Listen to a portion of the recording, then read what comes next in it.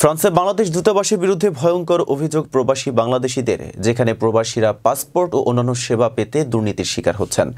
প্রবাসীদের অভিযোগ, পাসপোর্ট গ্রহণের জন্য প্রত্যেক বাংলাদেশিকে ৫ থেকে ৬ লাখ টাকা পর্যন্ত ঘুষ দিতে হচ্ছে।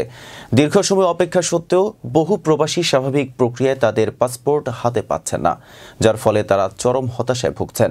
এ অবস্থায় প্রবাসীদের মধ্যে ক্ষোভের সৃষ্টি হয়েছে। পাসপোর্ট না পেলে মৃত্যু পর্যন্ত অনশন করার হুমকি দিয়েছেন তারা। দালাল ছাড়া আমাদের বইগুলো ছুটতেছে না। মিনিমাম একটা বইয়ের পিছনে ৫ থেকে ৬ লক্ষ টাকা দিতেছে। এই দালালটা আমরা বিরোধী, দালাল মুক্ত আমরা দূতাবাস চাই, আমরা দালাল মুক্ত পাসপোর্ট চাই। আমরা এই যে অনশন করছি যে আমাদের ২ বছরের মতো, কারো আর কি ২ বছর হয়ে গেছে, কারো ৩ বছর হয়ে গেছে, যে কারো ১ বছর ১.৫ বছর হয়ে গেছে যে পাসপোর্ট গুলা যে রিইস্যু করার জন্য দূতাবাসে জমা দিয়েছে, এগুলো হইতেছে না। এই জন্য আমরা অনশনে গেছি যে আমাদের পাসপোর্ট গুলো আপনারা ওই দিনে আপনারা দিতে হবে, না হলে আমরা দূতাবাস ছাড়বো না।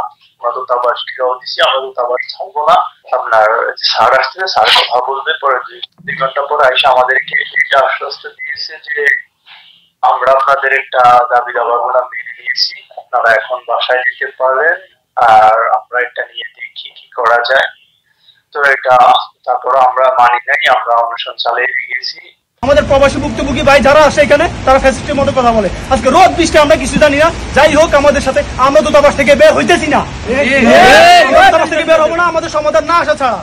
আমরা উপদেষ্টা যারা ভাই আছেন সবাইকে আমরা বলতে চাই, আজকে আমরা পাসপোর্ট নিব, না হলে আমরা মরে যাবো। তারপরে আমরা আমাদেরকে আলটিমেটাম দিয়ে আসছি, ৩ সপ্তাহের ভিতরে যদি আমাদের এই দাবিটা না মানা হয়, আমরা কঠোর একটা আবার যে অনশনে যাব। তখন আমরা আমাদের পাসপোর্ট না নিয়ে আমরা বের হব না। হতে পারে আমরা ওইখানে ওনাদেরকে আমরা বলে দিয়েছি, আমরা যেখানে থেকে মরেও যাই, কিন্তু আমরা তখন আর বের হব না, আমাদের পাসপোর্ট না নিয়ে আমরা এখান থেকে বের হব না। ফ্রান্সে বাংলাদেশ দূতাবাসের বিরুদ্ধে এই দুর্নীতি, সেবা প্রদানের দীর্ঘসূত্রিতা ও অবহেলার বিরুদ্ধে প্রতিবাদ বিক্ষোভ চলছে। অবস্থান কর্মসূচি, মানববন্ধন এবং নানা প্রতিবাদ কর্মসূচির মাধ্যমে প্রবাসীরা তাদের দাবি তুলে ধরছেন। এছাড়াও বাংলাদেশের জাতীয় পরিচয়পত্র সংশোধন সহ অন্যান্য দাপ্তরিক কাজের জন্য প্রবাসীরা নানা সমস্যায় পড়ছেন। এতে করে প্রবাসী বাংলাদেশিদের মধ্যে দুঃখ দুর্দশার সৃষ্টি হয়েছে। তারা দাবি করছেন, বাংলাদেশ দূতাবাসের উচিত দ্রুত সেবা প্রদান নিশ্চিত করা এবং দুর্নীতির বিরুদ্ধে কঠোর ব্যবস্থা নেওয়া। ফ্রান্সে বসবাসকারী বাংলাদেশি কমিউনিটির এই আন্দোলন শুধু ফ্রান্সেরই নয়, বরং বিদেশে থাকা প্রতিটি বাংলাদেশির অধিকার আদায়ের সংগ্রাম হিসেবেই পরিণত হয়েছে।